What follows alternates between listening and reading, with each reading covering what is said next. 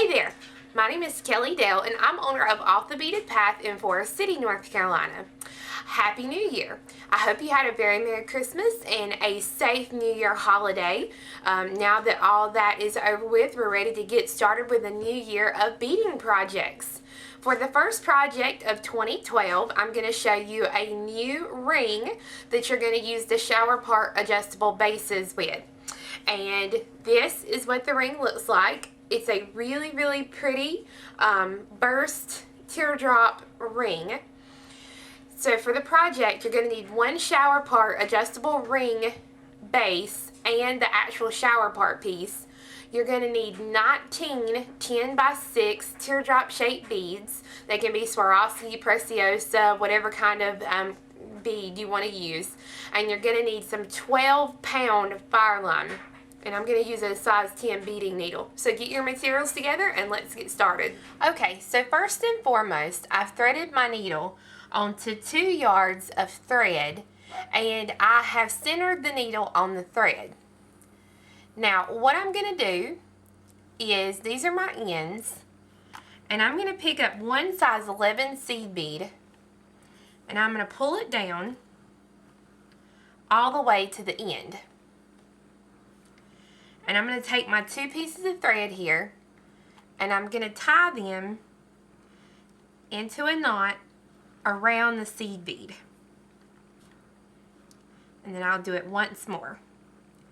And what this does is this just simply makes it so that my thread will be stopped from coming out of the hole here. Now I'm going to make sure my thread is still centered. And I'm going to come up through any hole around the outer edge of my piece and pull. And the seed bead stops it, and that's exactly what you want here on the back. So first things first, you're going to pick up one crystal. You're coming out of one hole, and you're going to take your needle and go down through the very next hole. Now there's 2 things you want to do when you pull this thread. Number 1 is you want to make sure that your bicones or your teardrop shape sticks straight out like this. You don't want any kind of excess thread on either side, so just kind of pull it straight down. And what you want to do after each teardrop is you want to reinforce it. These teardrops have sharp insides to them, so what I'm going to do is I'm going to come up through the hole I just started with.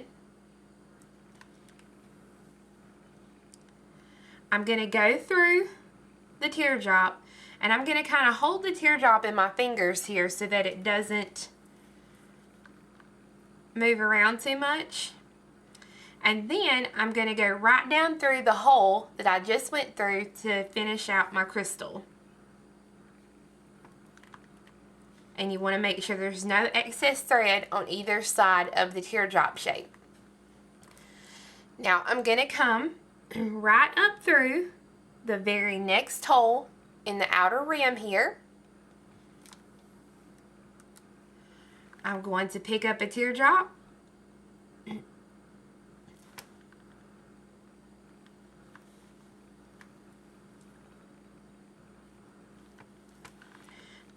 I'm coming out of one hole. I'm going to take my needle and I'm going to go down through the very next hole in the outer edge.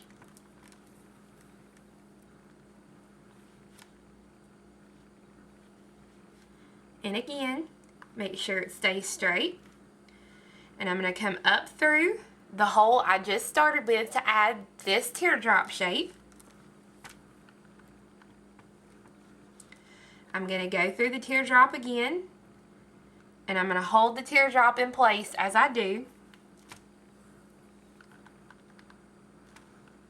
And then I'm going to go down through the same hole I went down through just a minute ago to add the crystal. I'll come up through the next hole in the outer edge here.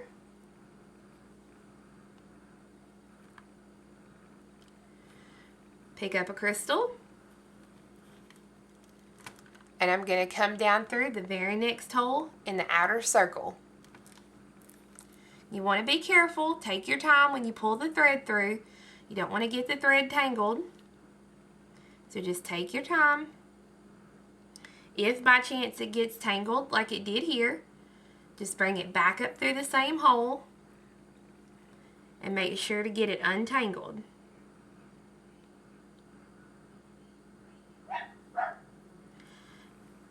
Sometimes that teardrop shape just goes right in between the threads and there's nothing you can do about it.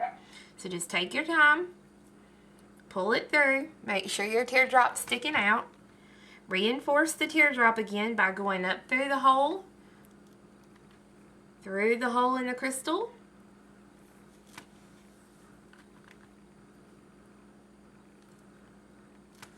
And then down through the hole. That way it reinforces that crystal. Come up through the next hole. And you're going to do the same thing all the way around here on the edge, and you should have 9 beads added here along the edge of the piece. Once you've gone all the way around, this is what it should look like. Now, I know I'll get this question, so I'll go ahead and answer it. When you put your teardrop shapes on there, if my hole is straight through it like this, most people want the bead to lay exactly straight like that. Your bead, when you add it, will not lace exactly straight. It's going to tilt just a little bit like this here.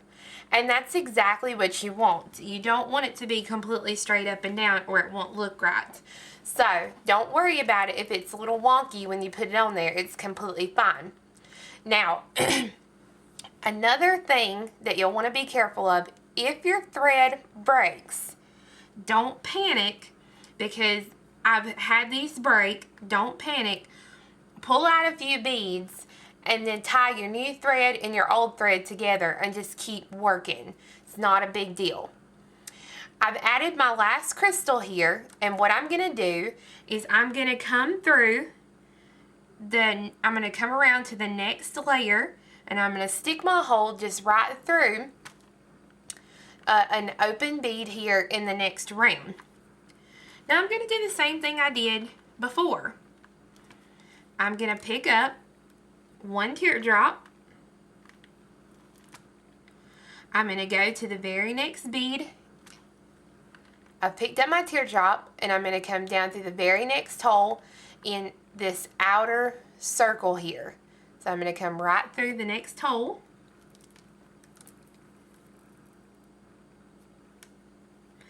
I'm going to come back up through the hole I started with. Reinforce my teardrop shape.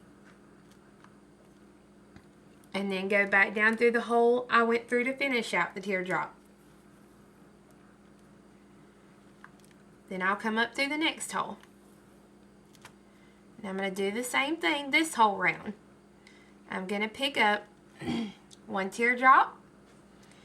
I'm going to come down through the very next hole here in my circle.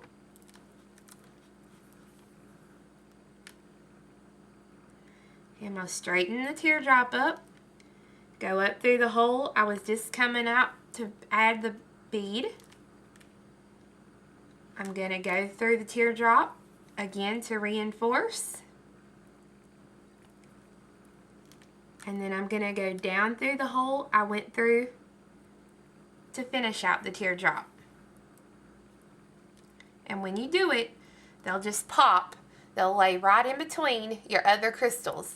And you're going to go around the whole thing doing this exactly this, and you should have 6 teardrops added around in this next circle.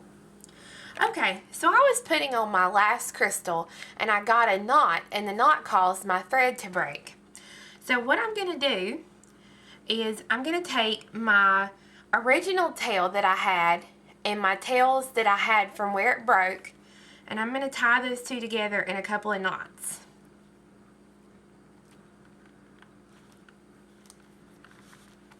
And I'm going to trim those tails.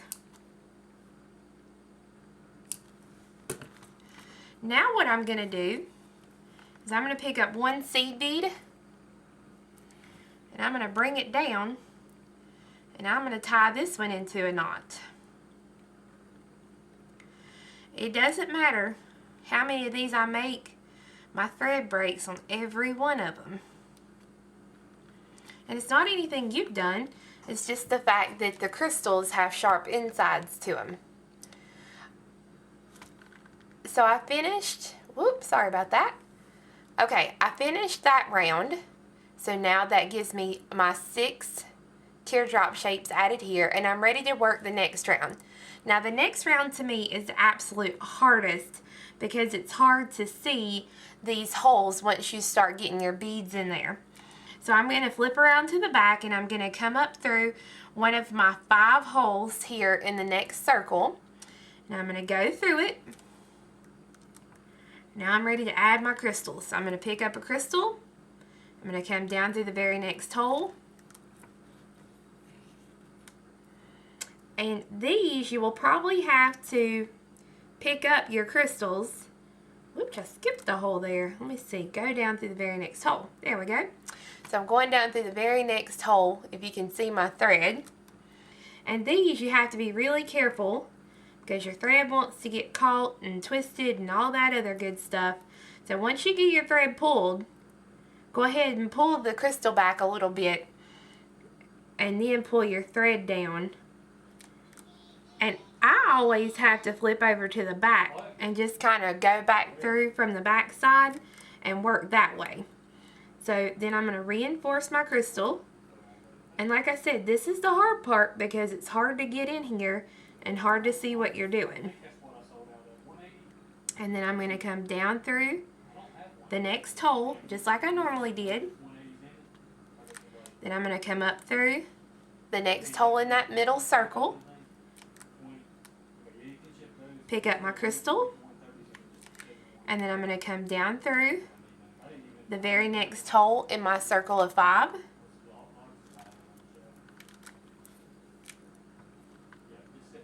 And again, it starts getting tight in here, so just take your time, hold your crystal and pull your thread down.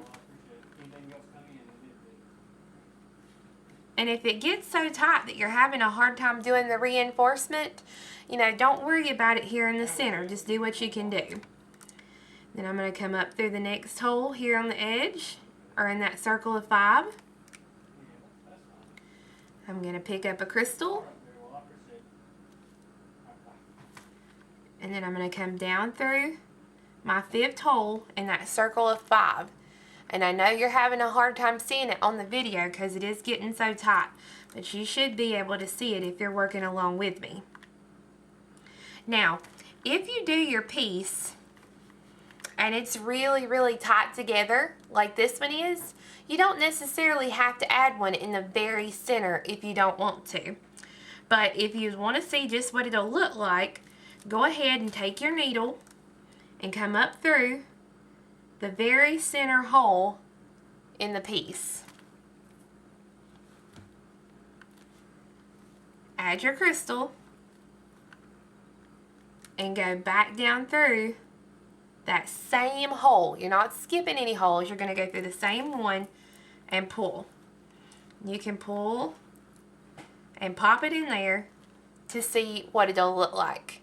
So if you want it there, you can put it there. If not, that's okay too.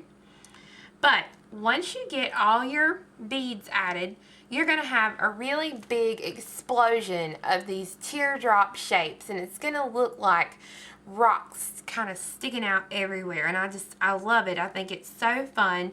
You are going to be able to see a little bit of the ring base, but when you rework your crystals around, you should be able to cover up some of that. So that's what you'll have left. Now I'm just going to flip over to the back and I'm going to take my short tail that I had left here, and I'm going to take my working thread and I'm going to tie these two in a couple of good knots.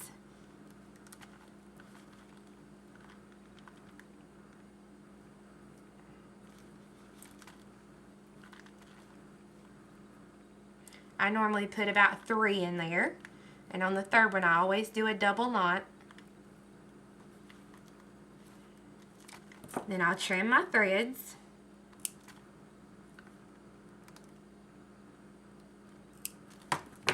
Just like that. And now you're ready to attach your ring base. Now be careful. You want to fit it on there and you want to try your best to get it in between your crystals.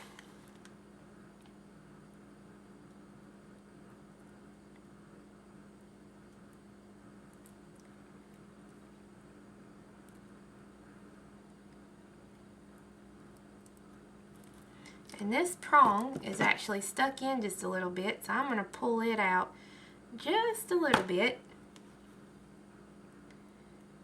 And now stick it in there. And that works out a lot better. So now when you put your prong base on here, be careful when you push your prongs down that you don't bust any of your teardrops. So do one side, go diagonal, close down the other side, and then do your other two.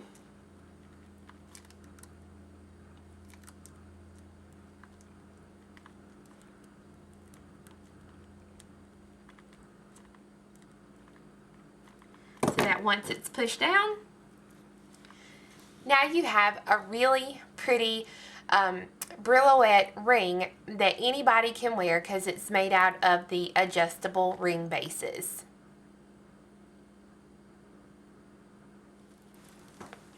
So I hope you guys enjoyed the video. Just remember, take your time, don't get frustrated with it, and you'll really enjoy this ring. So be sure and check back next week for another exciting video as we roll into 2012 with some new fun stuff. Be sure and be a fan of our Facebook page. You can find these Shower Park ring bases on our Etsy site, which is listed right below me here. And also check out our website, offthebeadedpathbeadstore.com. So I hope you guys have a blessed week, and I'll see you again next week for another beading video. Bye-bye.